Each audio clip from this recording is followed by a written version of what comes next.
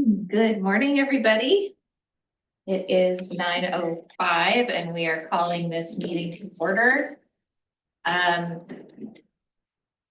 Take a moment to recognize that we are holding this meeting today on the traditional territory of the Lillooet people.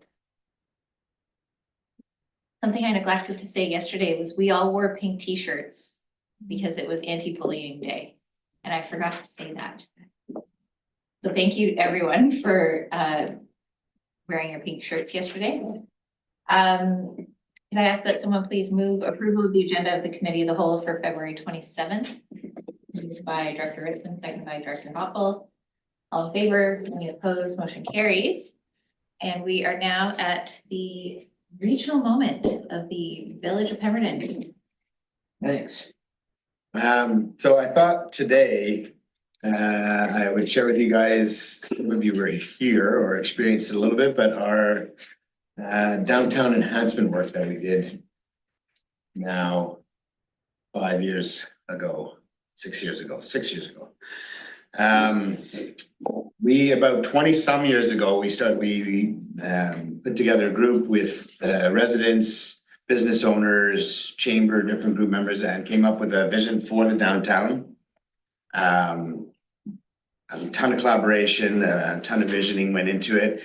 And then it sat there for a little bit. One of the first things we did was buy the train station where the bakery is and the green space around it, kind of tidied that up a little bit. The next step was we had an opportunity to do the downtown barn, which I shared with you guys last time. An opportunity with the timber framers to make that happen. And then the next stage was the big sort of tear up of the whole downtown area. And it was kind of two sides that we were trying to accomplish. Number one, our stormwater was really inadequate. You know, after a decent rain, anything after that just had to wash naturally through town, and there was no capturing it, there was no diverting it. And second of all, you know, the town was growing, and there was areas where we didn't have sidewalks, where we didn't have streetlights. And the pavement and a lot of the streets were in rough shape. So the next stage was the main like I say, tear up of the whole downtown. We started applying, and I think we applied 4 or 5 years out of 7 for grants to make it happen. And we finally were successful. I remember where I was working on a roof. Yes, I took the call and found out we got the grant finally. I think it was our 5th or 6th time that we tried to apply, and we were ready to go. So we shot into action and started to get ready, did a bit of a refresh on it, but pretty quick, and started getting contractors and getting ready to go. It felt to some of our residents that we were moving really quickly. You know, what I just tried to describe to you started 12, 14 years earlier with a lot of consultation. There was changes because we were adding sidewalks, because we were changing the roads a little bit. People felt we were going to create a real parking problem. We were taking parking away in some areas. So there was a little bit of shock, and we had to work with residents to get comfortable with it. And then the actual work began. And the streets got torn up. Pretty much our whole little downtown was torn up. And in terms of businesses, it was our first year in business, and there wasn't much because we were just one giant construction pit for about 9 months. One of the reasons that we were finally successful in the grant is we changed things, and we took a much greener approach to the stormwater management piece. And again, that piece gets lost still on residents because it's all underground. It's not as interesting, right? But it's really effective, and that's what the video will take us a little bit more through, and that side of the project. And maybe I'll just leave it there and run the video.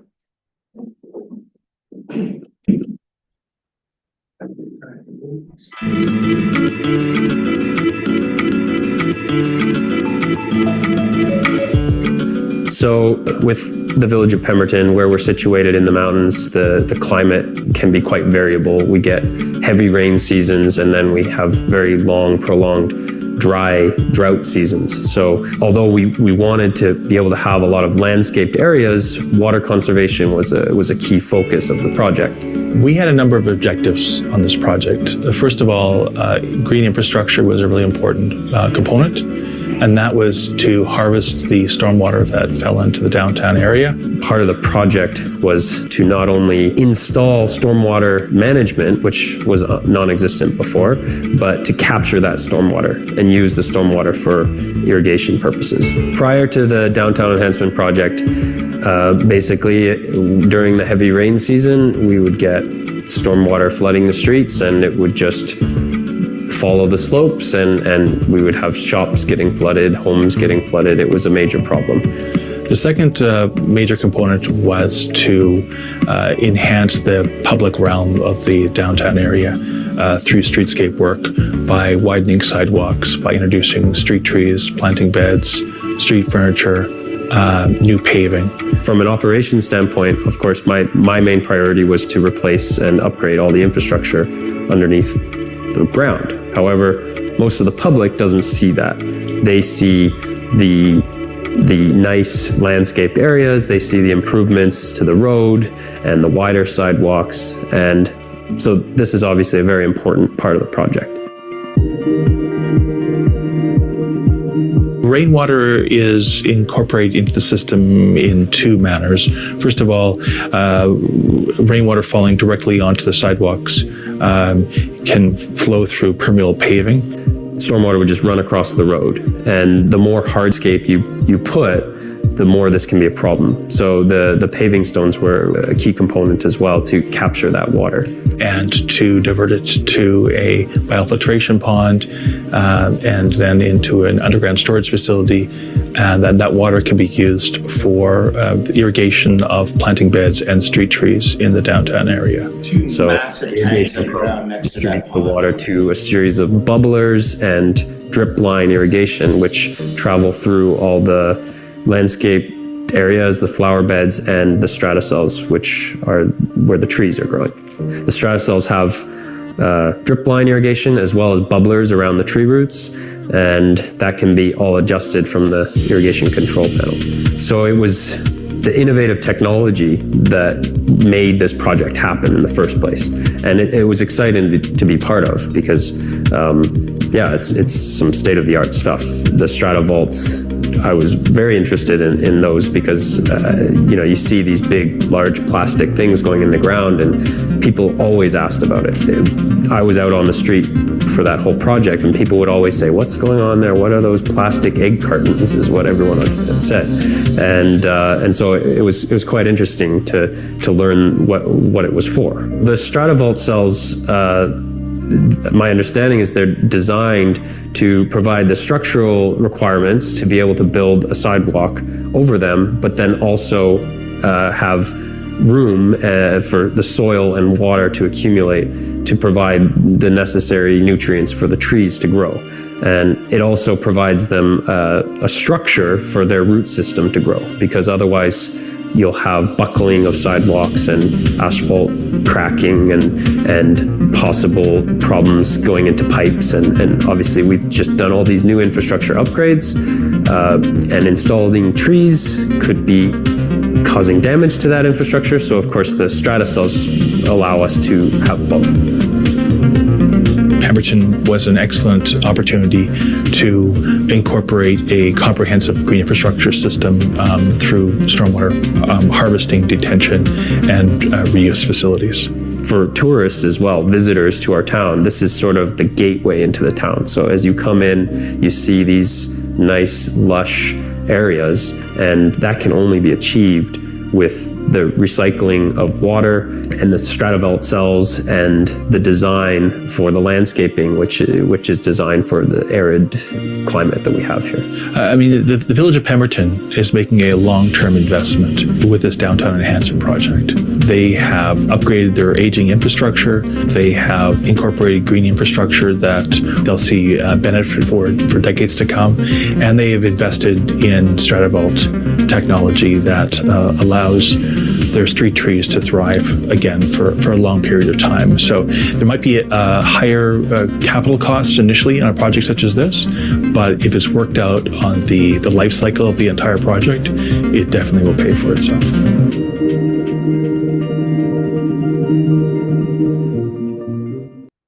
So yeah, that was 2019, and then we finished late, like March really the next year, and then the pandemic hit. And so again, there's a lot of elements to the story. Part of it was there was a lot of pushback. I spent a lot of time on the street with people right in my face, angry about the dust, because it was dusty every single day, and they would try to water the streets, but it was a dust storm in town. And where's everybody gonna park? And if my business suffers, you're gonna hear about it, and those sorts of, and it was understandable anxiety. Our town was torn right up.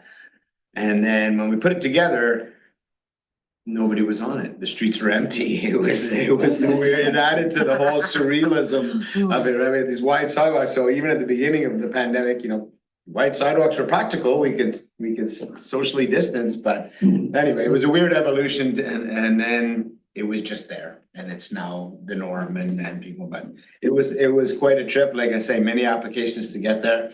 So it's quite a trip to get where we are. And there is one more step to our downtown enhancement plan, which is more street art and recognition of traditional territory and history and that sort of thing. So keep looking for funds to finish that.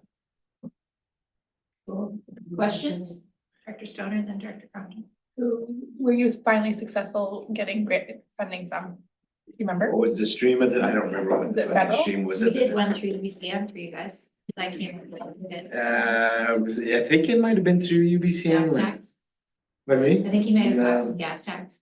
Yeah, maybe, but there was a couple sources, but the main grant, I can't remember. Is it That was federal. all federal? ICIP. That- This is a slightly too dated project, but it's also a good segue to say that UBCM just opened up their Community Excellent Award nomination process. So if there's anything more timely that you want to submit for an excellence awards at UBCM, such as these great projects, now's the time. That's my pitch. Nice That club. was Great, it good kind of job. felt like a commercial. Shameless.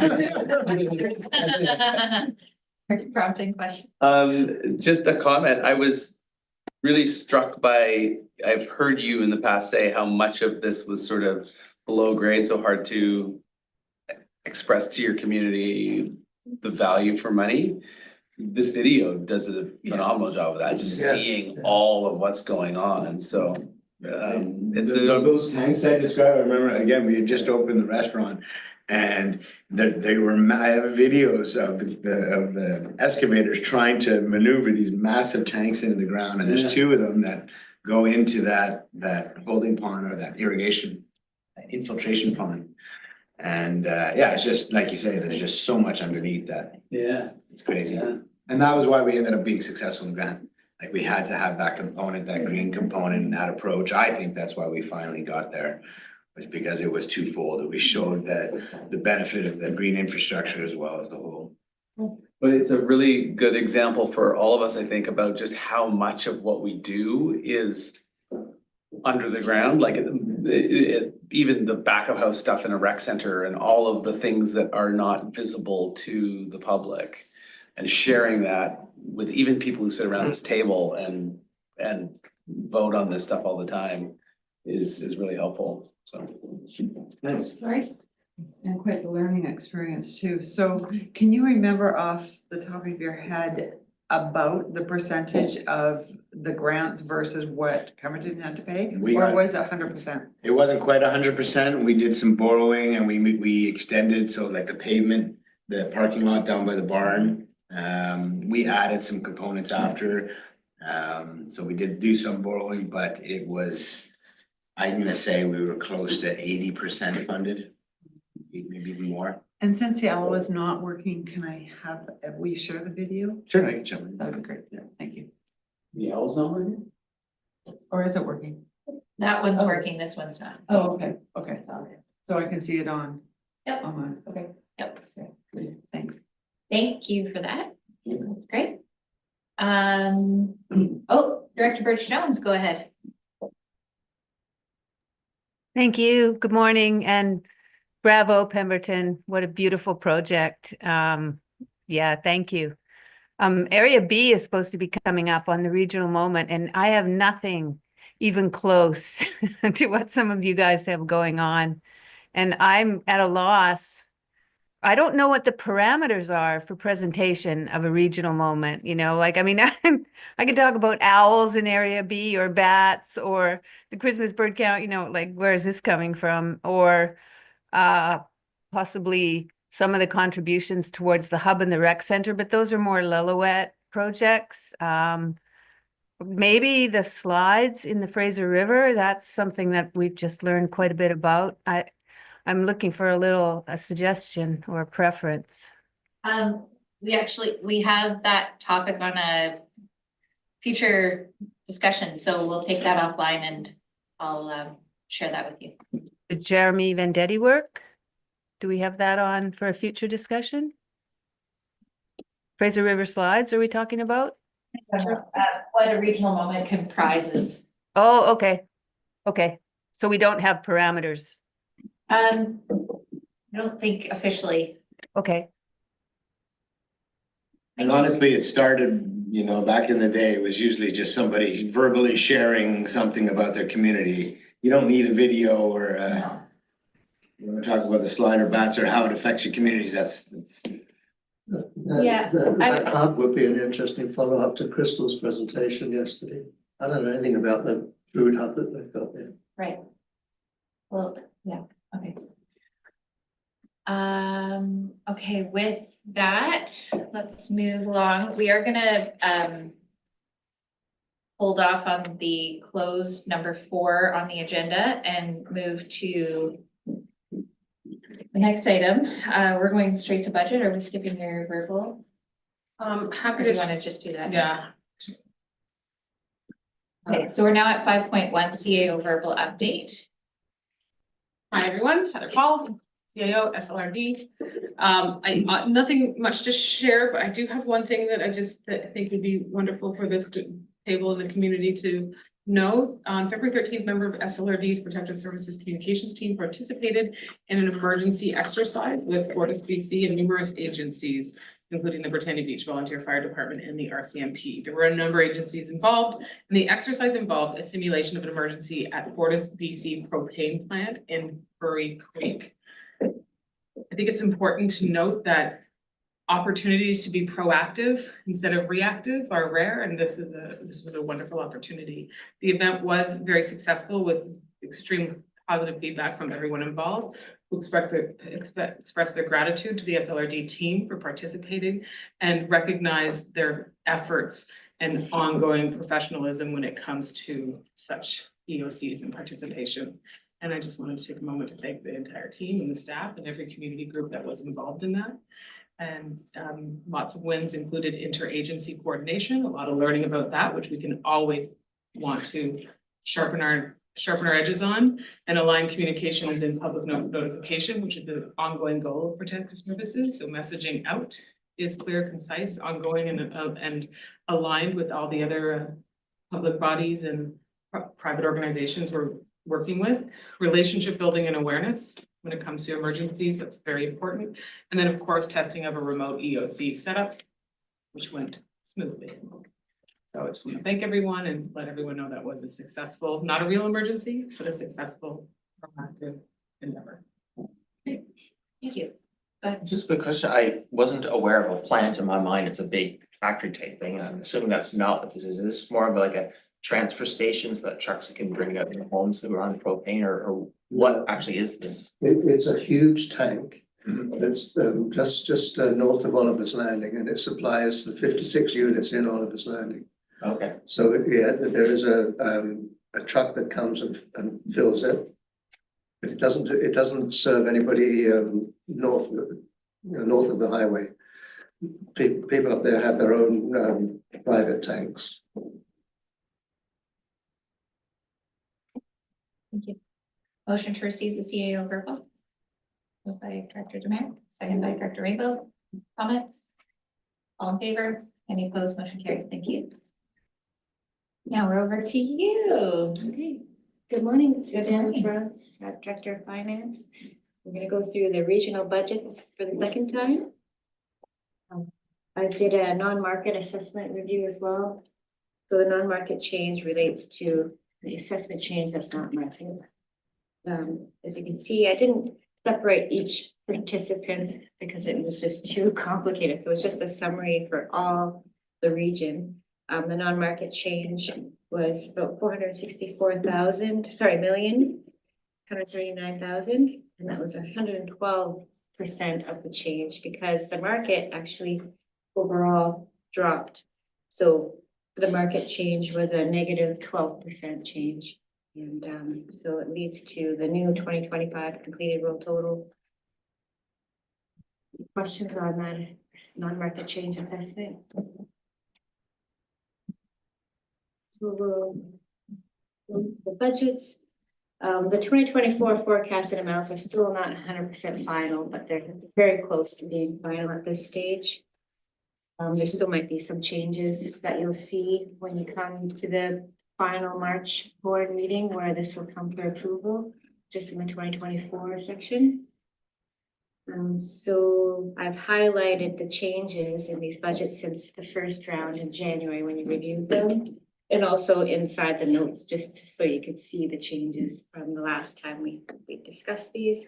I also just added the strategic priority areas that are very apparent. There's like a whole bunch of mix of priorities when you deal with governance excellence, but for the ones that I could identify, I just colored them green on the actual budgets. All right, and then we'll go into the general government budget. Overall, this increase is 27.5%. We included the new policy analyst, but we're recovering about 55% of it through other services that they will be working on. We're still going to look at potentially more being recovered through economic development, but we don't have any economic development staff, so it's really difficult to try to figure out what we could pull from. So that still needs review. And I've adjusted the new GIS position to be starting just August versus June. So there was some savings in the 2025 budget there. Well,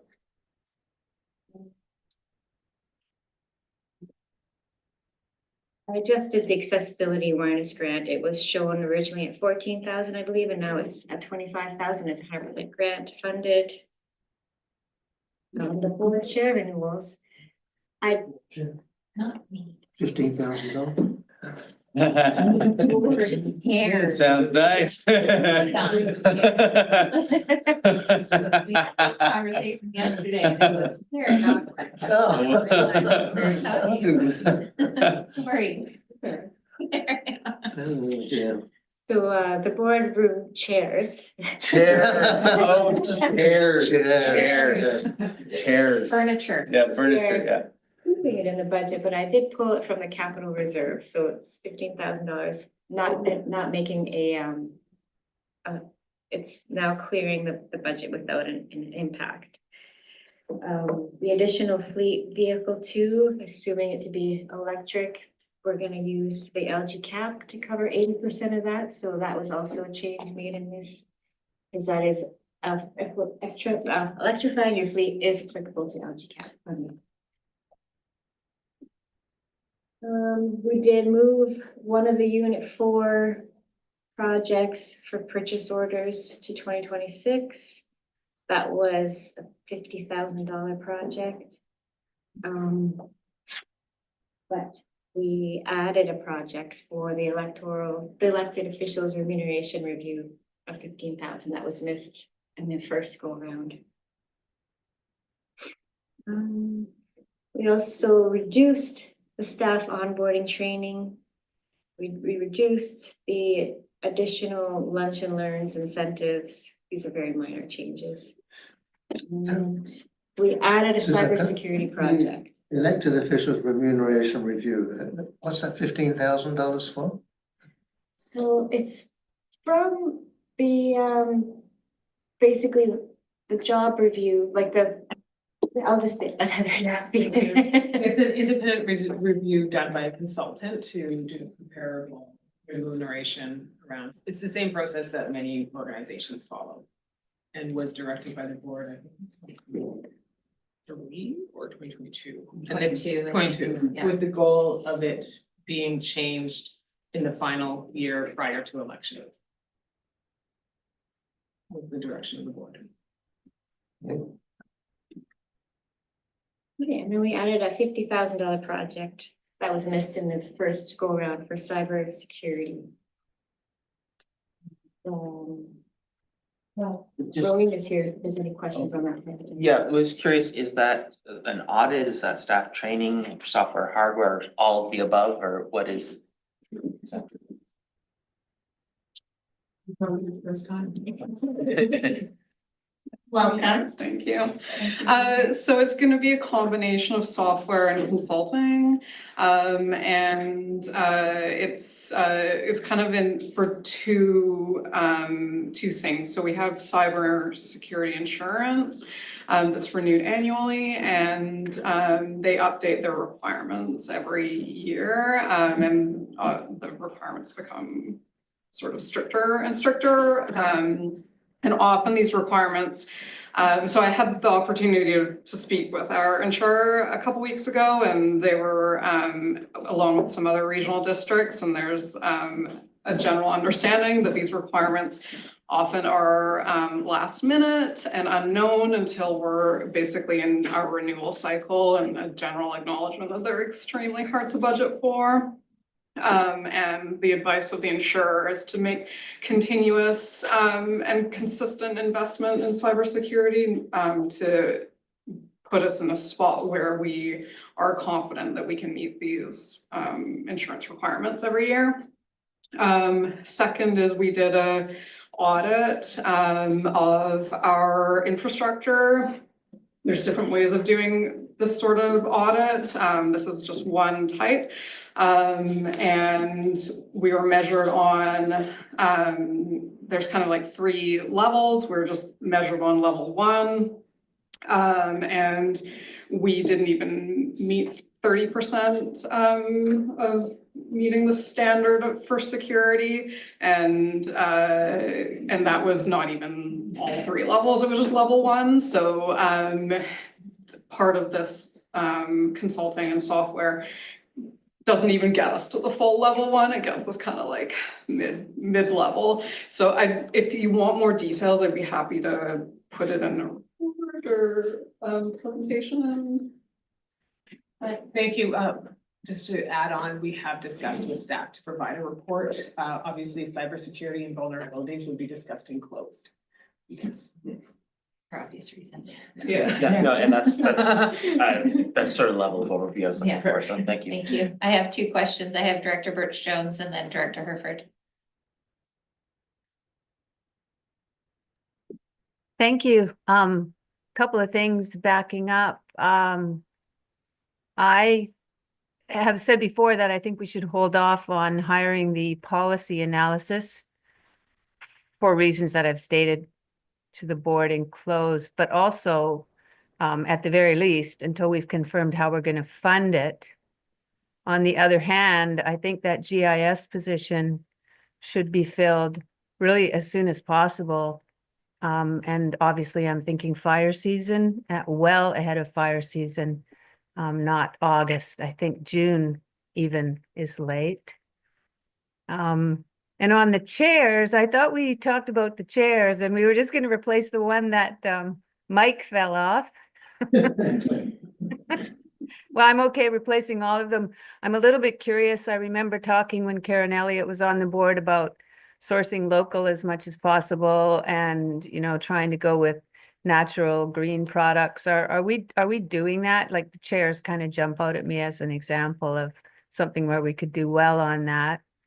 And also, I think Director Rainbow was talking about this, the remuneration review and why there were those costs. And finally, I don't know what Unit 4 means.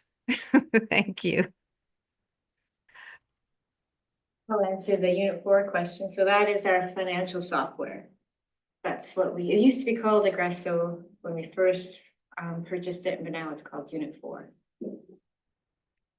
And for the chairs, there is no discussion other than they should be replaced at this point in time. So that would be up to the board if they wanted to make a resolution on what specific they want to see with the chair replacements. But other than that, and for the staff, that'll be up to the board to decide as well when you want to hire these staff members. And that would, okay. I have a list. Go ahead. I want to just clarify, just to jump up on broaden the Unit 4 conversation. Currently, we have a very robust Ferrari sitting in the garage. Unit 4 is a ERP, an enterprise-wide position software system, and our leadership needs to be able to pull financial reports themselves without constantly going to the finance department and improvements so that leaderships can be efficient and proactive. That's what that investment is, relieving other constraints on other staff. So that is from a staff review and a staff survey, very much a pressing point from leadership. The tools, how do we, what are the tools you need to do your job? That is one of them.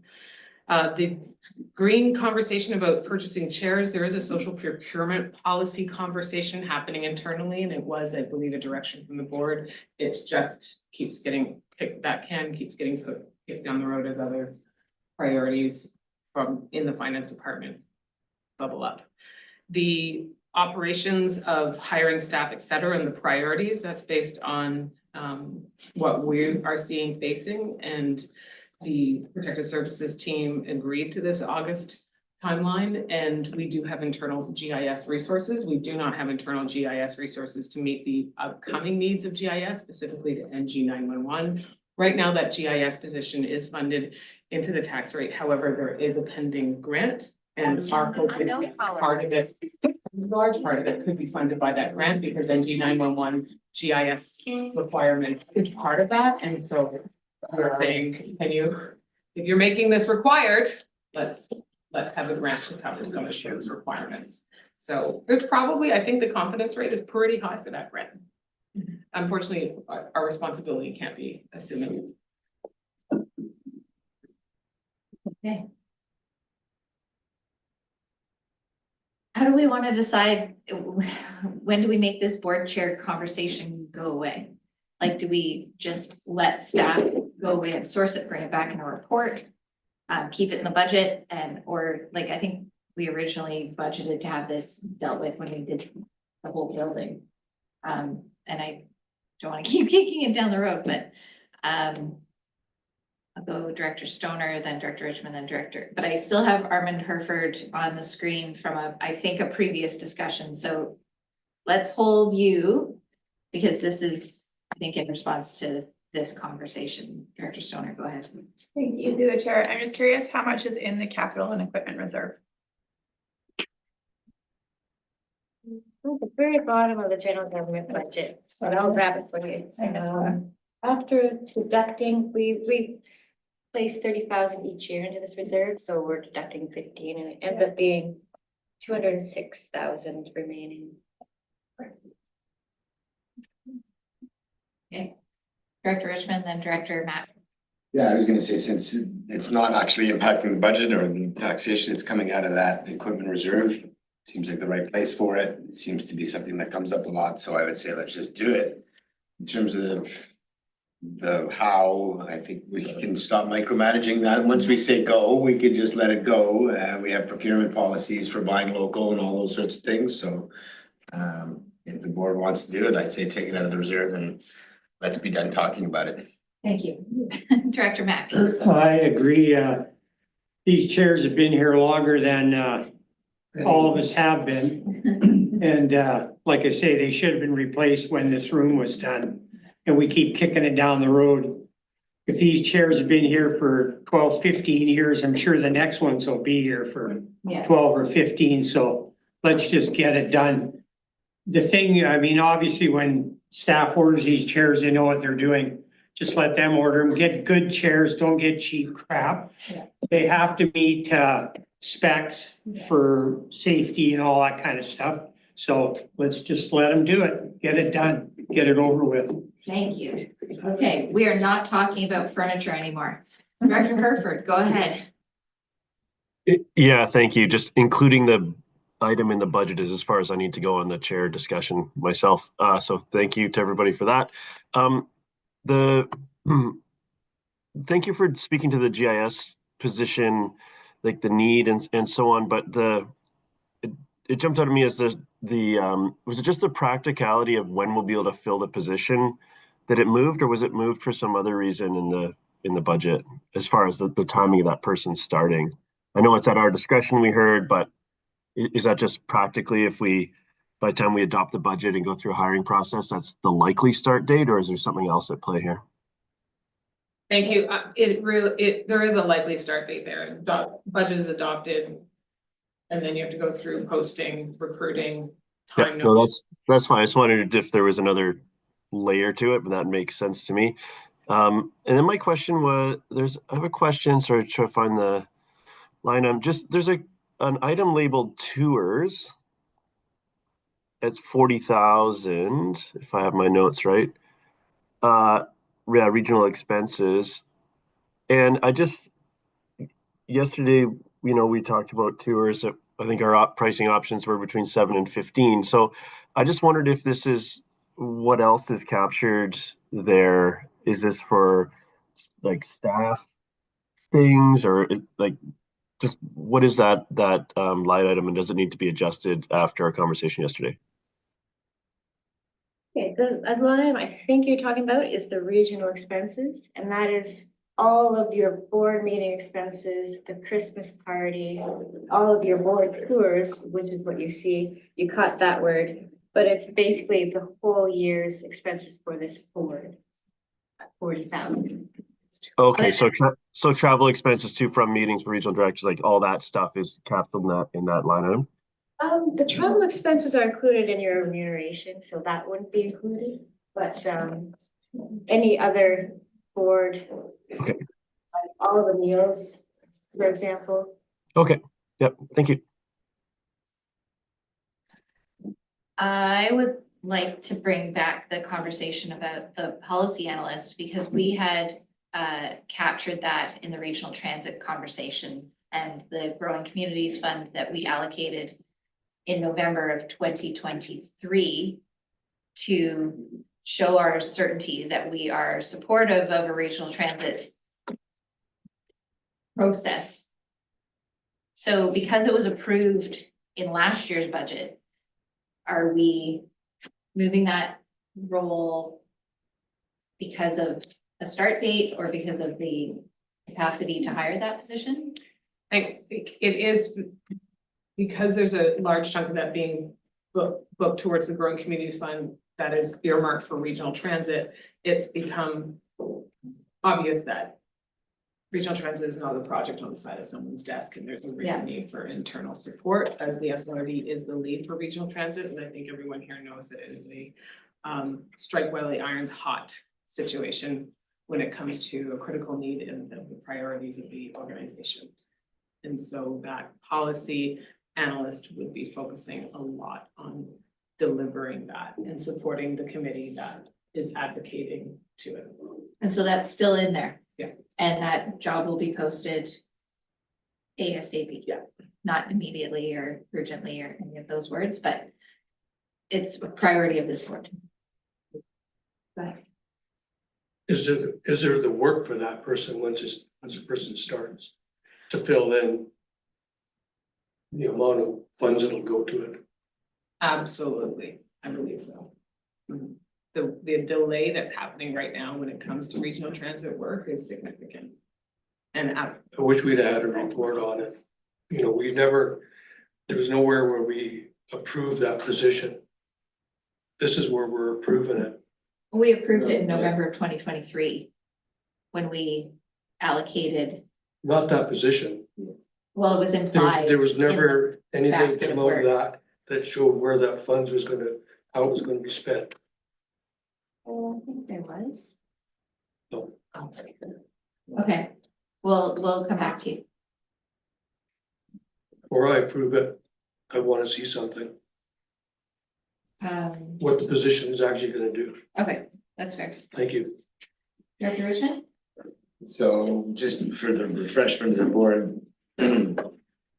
What we're saying, the adjustment on there, first of all, is just to clarify, is because we haven't hired the position yet, therefore it's not 100% year or 12 months at this point.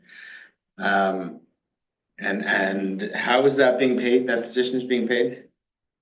I believe 55% of it through the Growing Communities Fund, which is outside of the taxation rate, and then the rest would be inside. Okay, that's what I thought, and respectfully, I do recall talking about this on a few occasions, about putting this position in. So, It was never approved by the board. Like, Well, it was when we approved the allocation of a significant amount of our Growing Communities Fund. And yeah, the there's never- ongoing discussion around our strategic priority that regional transit. I have never seen a document stating what that $725,000 is gonna be spent on. Okay, we'll find that. Yeah. Because I'm certain we didn't do it on the back of a napkin. Go ahead.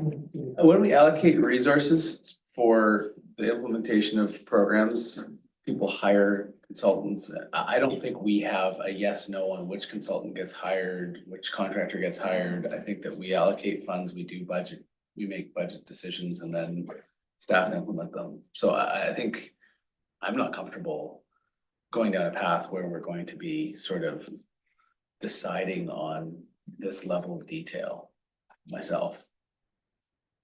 I think we made this decision. We gave direction to staff. What are the requirements from the federal government? We don't have that information available at this moment in time, but it It's is federal. somewhere in our, Not a federal grant. no, this is a provincial grant. Okay, well, from the province. We'll get it to you. I can clarify that finance has vetted any spending on that Growing Community Fund that is applicable, and it does allow for staff time and consultant time.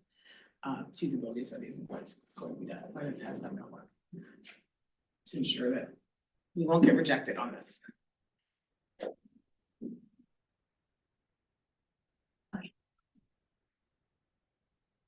So there were other changes done to this budget. There was an error discovered, a fairly large error of 275,000. The time allocation expense was cleared out of my budget, so it was not even a zero, it was just a blank line. And so that's why with all of these struggles trying to get the requisition down, it didn't really go down that much.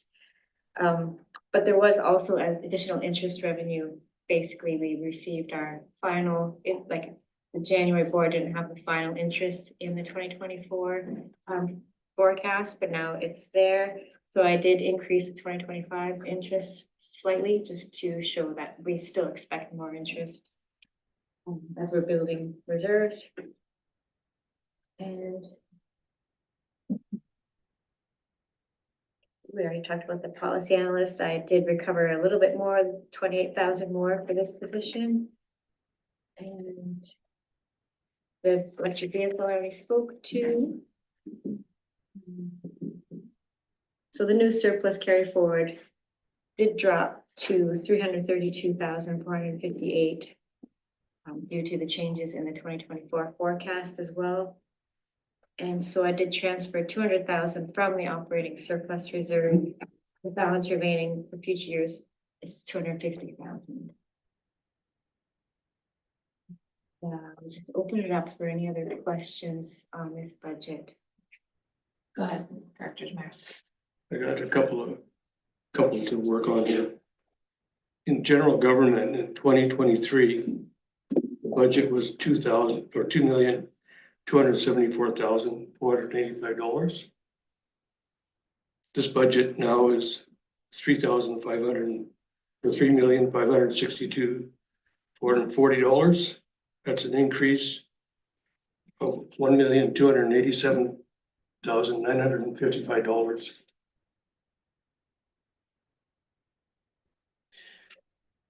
And yeah, I just want to make that statement because it is quite an increase from 2023 in 2 years. just curious on what boundary expansion work is all about $30,000.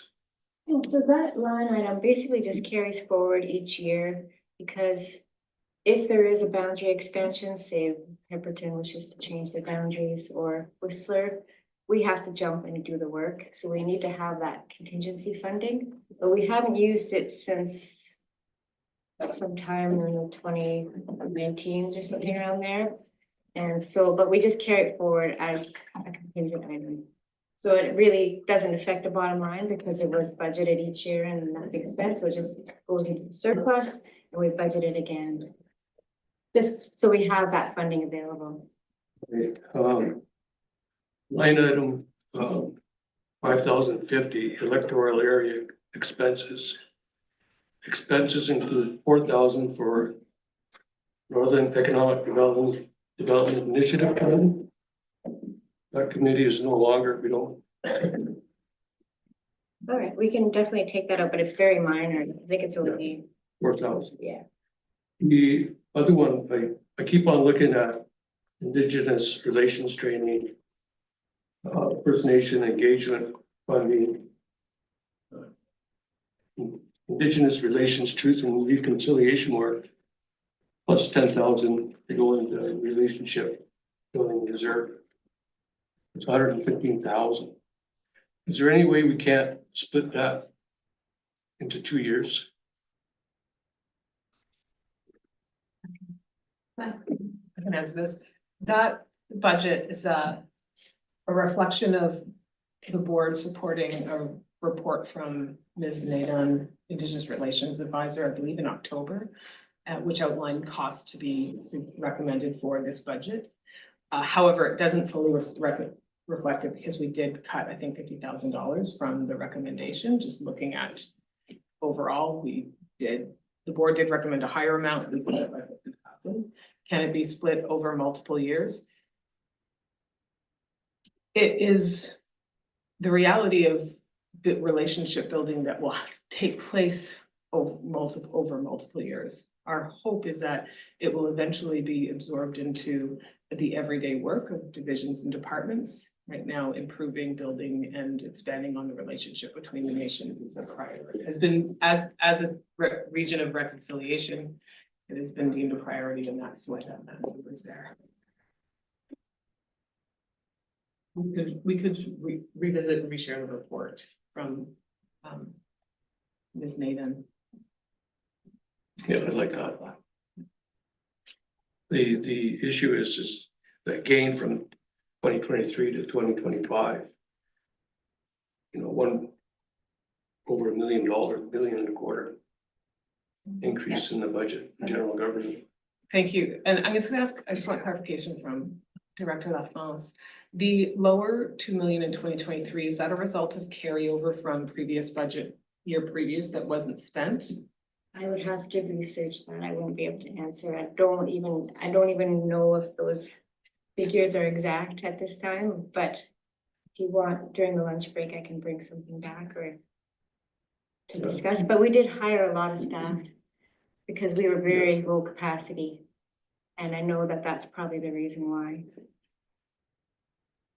And we did have the new CAO starting, I think, Craig Dalton, the old CAO, sorry.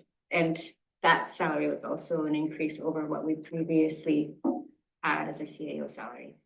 So there was lots of positions added around that time. Yeah, I'm aware of all that, but it just, you know, it's another 27% increase this year, correct? And it's still not where we want to be, really. Yeah, and so you're looking at the budget, you're looking at the policy analysts, we're looking at Indigenous training, you know, where is it that we can cut back a little bit? What services do we want to cut? Mm-hmm. Because everything has gotten more expensive. We haven't added anything extravagant or shiny and new, but the costs of everything have gone up everywhere. Director Crompton, then Director Stoner. I'm I share your concern, I share through the chair, share the concerns. I wonder, though, the number's big enough that, you know, 10,000 here or 10,000 there probably doesn't address the $1 million problem. And so that, I mean, that's something that we're dealing with at our municipality as well, is that if the growth in budget is a concern, it's not going to be dealt with by working at the edges. It's going to be substantive. And that's a challenge because that means service reductions. And then you have to have a conversation about what services you want to reduce. Whatever that's worth. That's what's happening. Director Stoner, then Director Rainbow. Yeah, thank you, through the chair.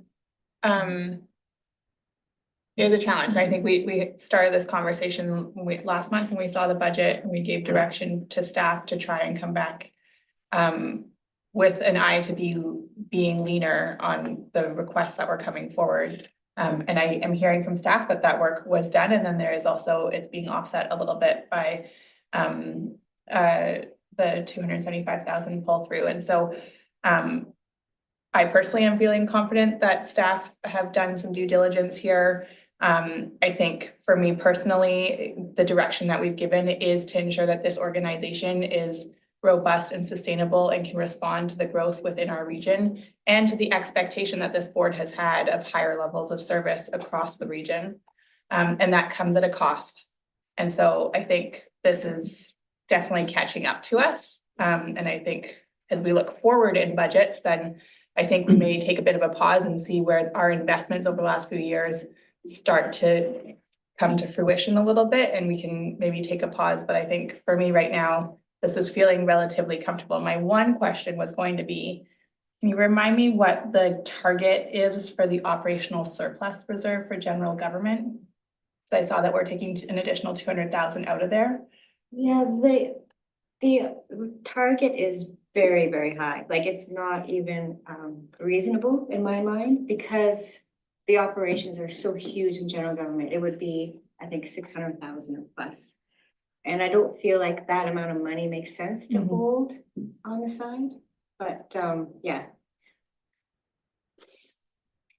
Okay, and so with the proposal for the 2025 budget, it would put our operational surplus reserve down to 250,000, is that correct? The total is, yeah, 249,955. Okay. Thank you. Just mull on that bit of it. Thank you. Director Rainbow, then Director Hoffel. Yeah, our taxes have gone up considerably in the last 2 or 3 years. I was at an AGM yesterday of the Britannia Beach Community Association, and one of the issues that came up was what are we getting for this? Our taxes have gone up, and where can we see the benefit to us in our community? It's a fair enough question. I think we have a job of communication. I think we need to be able to stand in front of people in these small rural communities and say, you're paying more tax because we've hired this person, this person, this person, this person for these reasons. And if we can't really justify that to the people, to our residents, then we maybe should question whether we do in fact need all those people. I think we can justify it, but I don't think we've been doing a very good job of explaining to people where their taxes are going. So I just raised that now. I will be talking to staff about it. One of the things I've committed without consulting with staff is I'll have a meeting in Britannia to go through line by line their taxes and explain to them where it goes, because they don't really understand. Partly my fault. I've been around for a long time and I've never done it before, and I should have done. But I think we need something from the board as a whole, from the staff as a whole. Okay, thank you. Thank you. Director Hoffel, and then Director Birch-Jones. Thank you. So I recognize too that there's a significant increase for 2025, but I also think there's a significant preliminary budget increase for 2026 as well. And I think that everything does increase and things go up. I think we really need to be conscious of the decisions that we make, because we do spend a lot of money that is taxpayers' money, and I think it was brought up last time that we rarely do say no. So, like I said, I think that we really have to be conscious of what we're doing there. And I just have a question about the COVID restart grant. I think that there's about just less than 20,000 left for that. Is there a timeline for the COVID restart? That it has to be spent? Is it earmarked for anything? There isn't a set timeline, like they gave recommendations for when to have it spent by, but they're allowing you to carry forward until it's spent. And there's only very little left, like around 30,000, and it is earmarked for the remaining. So the board looked at it 2 years ago. And so there's 11,000 for Area C Transit still there that we may want to move. And I'm hoping to bring a report to the board about that. Okay. But then the remaining is just for the audit. So there is a little bit of recovery, but it's only, I think, 12,000 recovery for the 50,000 cybersecurity work. Thanks. Okay, and then Director Birch Jones, you had your hand. Thank you. I'm also concerned, like some of the other directors have indicated about, the 6 years I've been on, the number of staff and the costs have really increased dramatically. And I agree with Director Rainbow saying maybe we need to do a bit better job about communicating how we're improving our services around those increased costs. Having said that, there's a budget that I'd like to increase, which is or ask about the regional invasive species management and control. You know, Area B's pitched in a little extra money on a couple of things like burdock control in Sea to Sky and some pretty important projects in Area B around recovery after our fires. And those dollars, I just think those dollars are some of the best spent dollars that we spend. And they've been at their ceiling for quite a while. Are we going to increase that budget? What pushes the button for us to look at increasing that, or do the groups have to ask for more than what their ceiling is, or because I'm really happy that we took care of the deficit this year, but what's the plan for next year? So that budget is at the maximum requisition, and that's basically what they've been requesting. We did increase that maximum requisition to 25% when it was allowed to. I think it was 2 years ago now we did that. And so through the local government act, you're allowed to increase 5 years, 25%. That's what we've been doing. Okay. The deficit was through time allocation. So staff attended meetings with the groups. And so that wasn't budgeted. The budget didn't anticipate that kind of staff time. So that was the reason why there was a deficit carry forward in 2024 to 2025. But Thanks. the next time this budget is set to be the maximum increase, I believe it's not until 2027. Thank you. Richmond? Yeah, overall, I'm glad that we are that conscious of taxes and affordability for our whole region. I think it's our job, obviously, to manage how much money we need to go to the taxpayers for and how it's spent, and make sure we're responsible about that. But I feel like I want to point out that the 27.5 increase on this budget is a result of decisions this board made one at a time for the last 12 months. We made the decision to go ahead with that First Nation reconciliation plan and the costs associated. We have made the decision to go ahead with some of this increased capacity, like GIS, like the planning analyst, which is paid for 55% out of, just to remind us, out of the 725 that's already put aside, so it doesn't affect taxation. We made the decision off and on to get chairs, to put standby fees, to increase benefits one at a time. And this is something I pointed out over the year, is that we make decisions in isolation. So we shouldn't be surprised when we get to the end and there's a 27.5 increase. If you go through the history on all this, these are board-led decisions that got us here. That said, I also think staff, like Director Stoner said, has gone back and done a good job trying to find whatever savings operationally that we can. We've got cost pressures. Remind us how we got here. I'm comfortable, yes, it is a bigger tax increase in general government. Overall, when you look at when we get to it at the bottom, when Ms. LaFrance is presenting to us, the impact per taxpayer, I think, is manageable. And if we do want to go the other direction, then we have to be more clear as board members as to what services we want to cut, as opposed to making just statements. Thanks. Thank you. Director Herford, go ahead. Yeah, and thank you for those comments, Director Richmond. I think in my mind, it goes back further than the 12 months. In my time here on this board, we've talked about the to-do list that is lengthy, and I've heard about concerns of that to-do list from everybody around the table in different forms.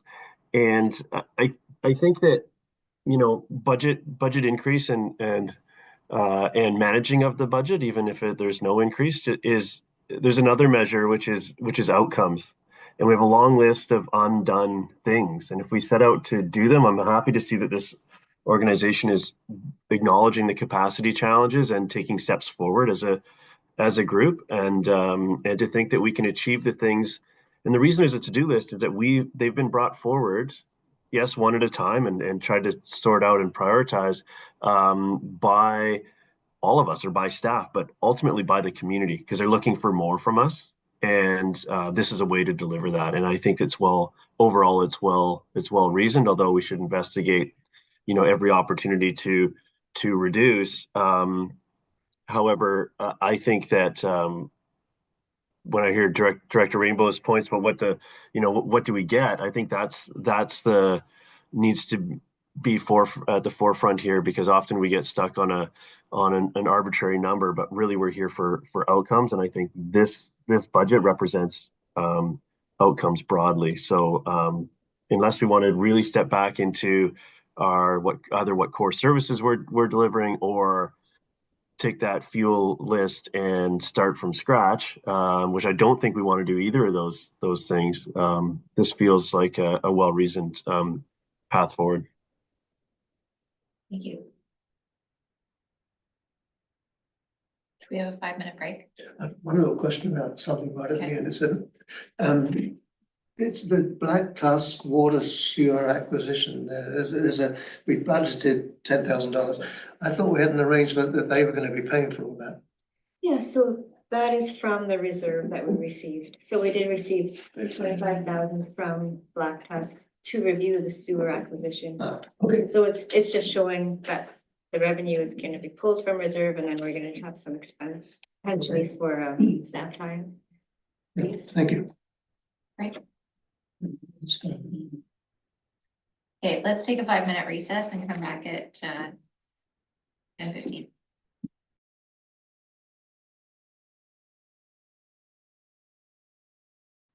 Okay, we have everyone back. It's great.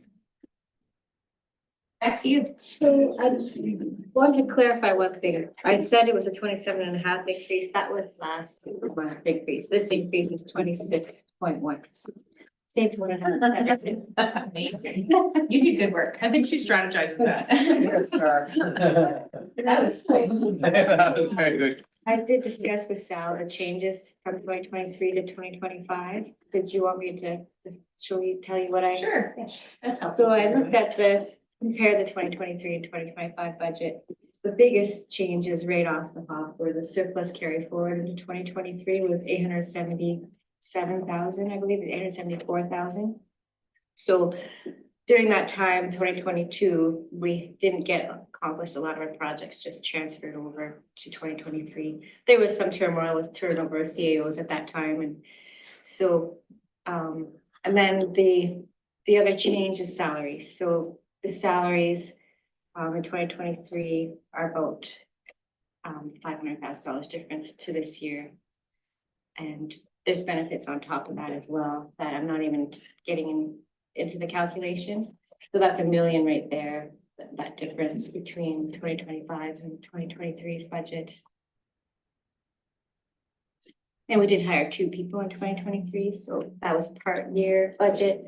And then the following years, you get the full year's salary plus the CPI. Okay. What's next? Okay, so yeah, so that's the end of the general government discussion.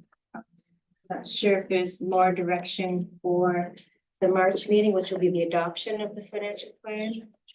So potentially if I could have any changes in advance of that date, because, you know, on the fly changes aren't as easy to do. But it's possible to do on the fly changes at that March meeting, so we could still adopt the financial plan by law. Go ahead. Just on that note, and I'm not suggesting this as a strategy, but if we needed to do a sort of a mid-year budget update or something that is technically possible, is that correct? Amending the budget, yeah, you would just wouldn't be able to change the requisition rates. Right. But anything else could be amended. Yeah, we do budget amendments. Not all the time, but not impossible. Okay, Director Bridgestone's this one. pardon me? Director Bridgestone. Oh, Director Bridgestone's. Thank you, Chair. And sorry, I missed a little bit of this, but did anyone ask about this illegal dumping strategy project?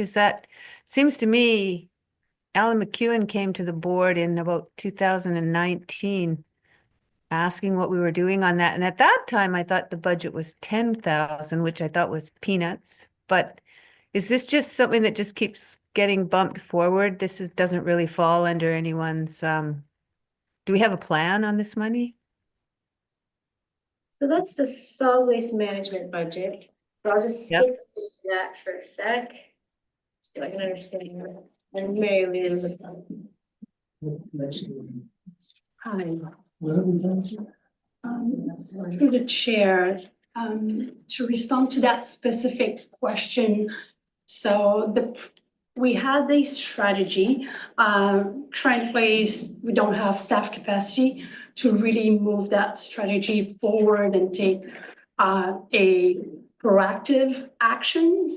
But we, in the past, we kept $5,000 into that budget for any illegal dumping. This year we reduced, did we kept it? We kept. Okay, so we kept the $5,000 just in case of illegal dumping, so we don't have to try to find the money if there were any illegal dumping. But we don't know how much. It's like some years we might not need anything, but some years we might need more. It really depends on the type of cleanup that needs to happen. And just to add on to that, so nothing was spent so far in 2024 for that $5,000 budget from 2024. So technically it's not hitting the expense line, it's just carrying forward from surplus and again being budgeted. That's 5,000. And correct me if I'm wrong, but my impression of all of the solid waste management plans, the wild safe coordinator, so many of the different transfer stations and all of the work that we've done to help divert waste from the landfills and really find efficiency in all of our solid waste areas goes to the objective of reducing illegal waste. So when we change our EPR programs so that we can accept mattresses and we can accept RV parts and all of the different types of solid waste diversion is to help the whole region deal with illegal dumping. Correct. It's really to promote and remove barriers as much as possible, knowing that increasing tipping fees doesn't show like a direct link with illegal dumping. Some people who are not doesn't believe on doing the right thing, diverting, recycling, bringing your waste to the proper facilities, will always find a way, but it's really to remove barriers as much as possible and promote diversion at the lowest cost Right. as possible. Yeah. Yeah. And we're working with the province, we're working with other regional district and member municipalities to really work with the province and push for more EPR programs. Yeah. So. Okay. Any other questions from anyone? Yeah. So, what is this, going through these budgets one at a time? Or? Yeah. Director LaFrance? Yeah, we just kind of skipped around to answer some questions, but I guess we'll leave the general government budget now and go to the invasive species budget. So this budget is flat for last year. It is at the maximum requisition right now. So there is an opportunity to increase it. I did push the surplus from general government of $1,418, sorry, $1 million in the brain, into this to offset the deficit. They are the same taxpayer, so it didn't actually break any rules. And any other questions about this invasive species budget? Right, and then we'll go to land planning and zoning. The budget is also flat increase to last year. There were some changes to it, very minor. Still the same projects within. We pulled some surplus reserve to offset that requisition increase. And so the surplus reserve now is at 161,459. And the guidelines are 171,000, so it's $10,000 short at the moment. And I'll open it up for any questions on the land planning and zoning budget. Seeing none. We'll go to the solid waste management budget, which we started to discuss briefly, and the changes are.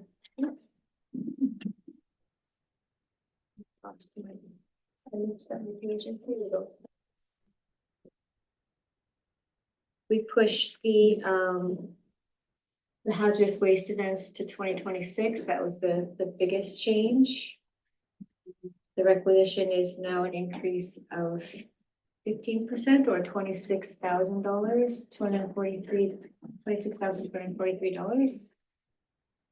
Any specific questions on the solid waste management budget? Yeah, I got one. There's a line item there, dumping in revenue. Sorry. Dumping tipping fees, $132,000. Where does that come from? Well, that's the attendant takes that when they drop their garbage at the, oh, sorry, I'll let you, I did scratch that. That is through the annual solid waste fees bylaw, so.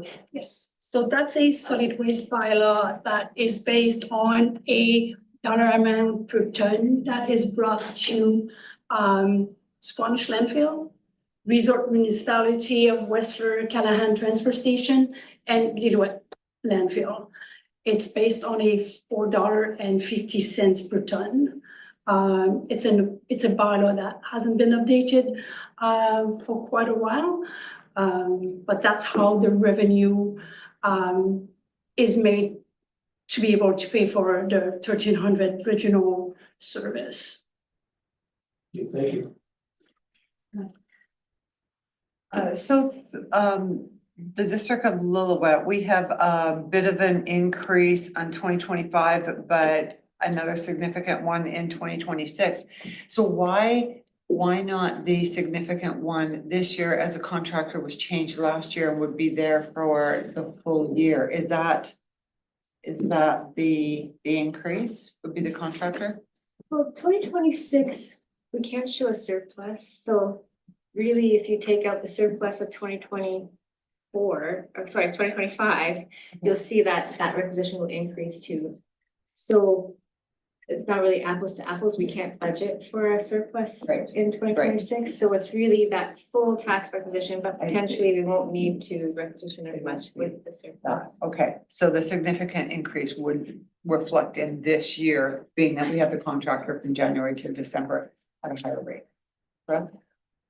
This one doesn't touch on contracts. So I'm not sure. I'll answer that, but I'm just gonna look at the 5-year plan. Yeah, so the 2025 surplus was 62,000, and then we also transferred some from reserve of 66,000, and that's not reflected in 2026. So that's just the straight, so that's why the requisition is. And the reserve balance is 67,000 at the end of 2025. That's the operational surplus reserve, so we could pull some more in 2026. But eventually that will dissipate. zero. Okay, thank you. Any other questions on solid waste management? Okay. And then,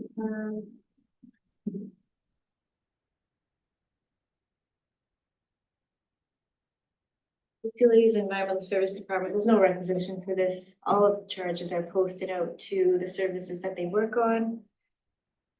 So I'll just go by that one into the regional transit, which also, oh, sorry, Russ. Sorry. Yeah, so the regional transit includes an allocation of 725,000 from the Growing Communities Fund. That was from the money that was given to the regional district at the time. So my question has always been, and sadly I missed that meeting, but the beneficiaries of regional transit are Squamish, Whistler, and Pemberton for the most part. Why didn't some of that money come from their growing community funds, the allocation that they got from the government, the same as the regional district? Because by taking that 725, we only got $1 million, whatever.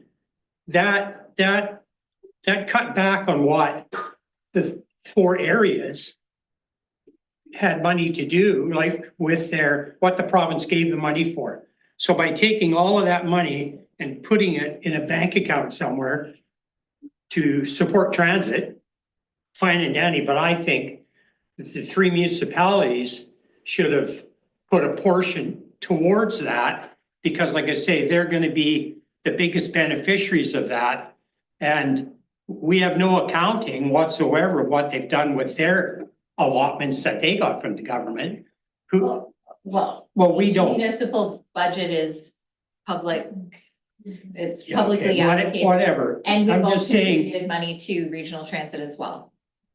Just, it's not I'm reflected. just saying that 725 should not have come specifically from that pot that the regional district got, because we got the smallest allotment of everybody, so. That decision was discussed heavily and made quite a while ago. I don't know that there's a lot of value in, you're welcome to express your opinion, obviously, respectfully, and I'll listen, but that decision was made at this table by this board. Yeah, like I say, sadly, I wasn't at that meeting. Sadly, you weren't, I'm not sure. Because I'm sure you had good reasons not to, and that's fine, and perhaps you wouldn't have Because I supported certainly it. wouldn't have agreed with that. I'm gonna finish my statement. Yeah, You go also ahead. would have heard more of the discussion around it, because there was other monies and other options that were on the table for how to use those growing community funds. It came to one meeting, it got pushed to the next meeting, with some more information provided by staff and some options where we might spend the money, and this board decided that regional transit being continuing to be one of the top priorities of the board, has identified every strategic plan, that it was a good place to go. It was difficult discussion, and you voiced your opinion on it, but that decision was made a long time ago. And to clarify, regional transit will not just benefit the 3 municipalities. Our partners include Area D, Area C, Squamish Nation, Lillooet Nation, and will supply regional transit that we've all agreed for climate change and other great economic and socio-economic reasons will benefit the whole part of the region. Does it help Lillooet at this point? No, and that was discussed in terms of next steps, and we talked about OWL and other things to support transit up in that area too. So that was the nature of the discussion that was had, and that was how the decision came to quite some time ago. Thank you. Director Herford. Director Herford. Thank you. I think the budget we see before us, including this piece, represents should be our strategic initiatives put forward in the form of a spreadsheet, and that's what I see here. At every time regional transit is discussed around the SLRD boardroom, it has been identified consistently as a high priority, and this is how we move that forward. I think that discussion, it's important to check in with ourselves from time to time, but if we're going to check in with anything, it should go further back to strategic planning, because this represents strategic plannings, and the board has, if this sat outside of that, I think we could be a one-off discussion, and that's not what we have here. We have a strategic initiative put forward by the board, supported by the board in the form of a financial commitment here and other actions. So I'll leave it there.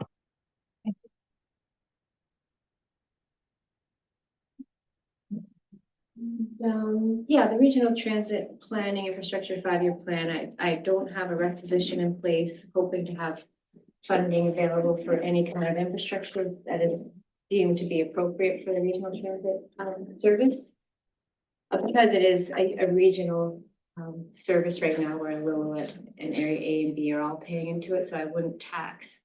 And maybe when the planning is, more, the feasibility studies are done, we know what we want to do, then we would look to the municipalities or the partners for funding to ensure this happens without a tax requisition.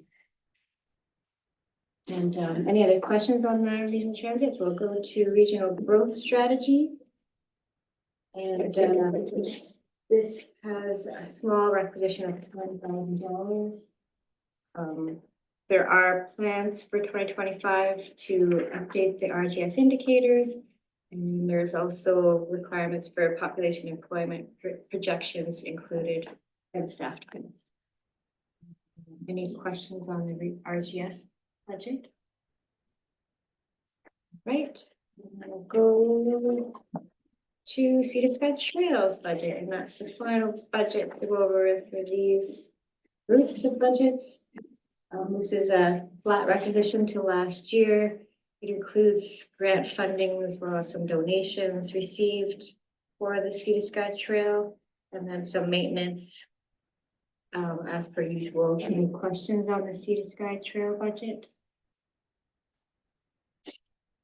Okay, that would be the end of my presentation, or I'll take any other additional questions.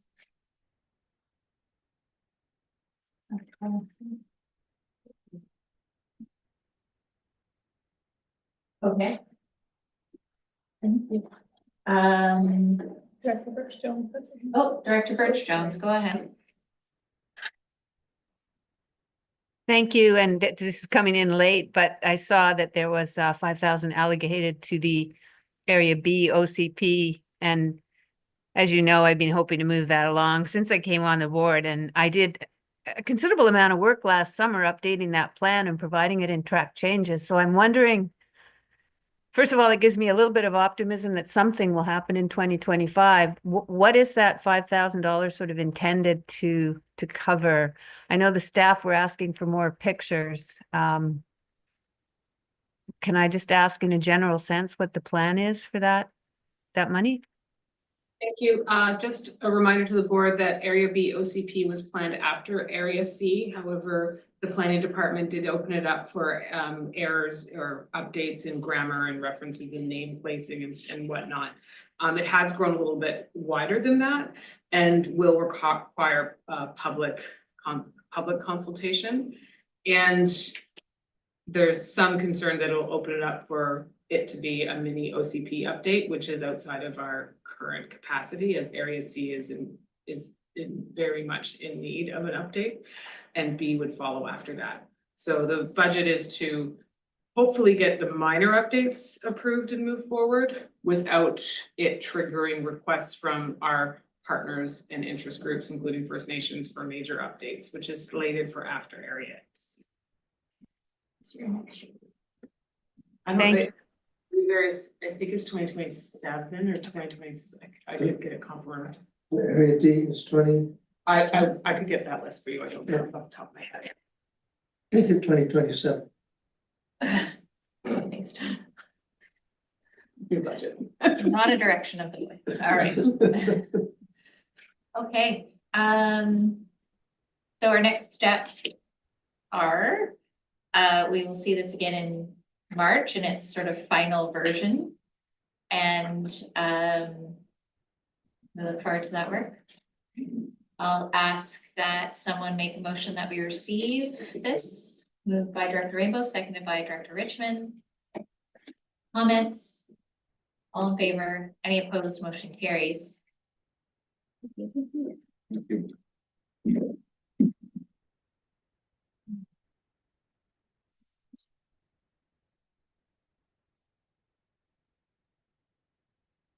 Shall we go back to number 4? Is that where we're at? Oh, I don't know. Yeah, I guess we are. Yeah, we're there. Yep, let's do that.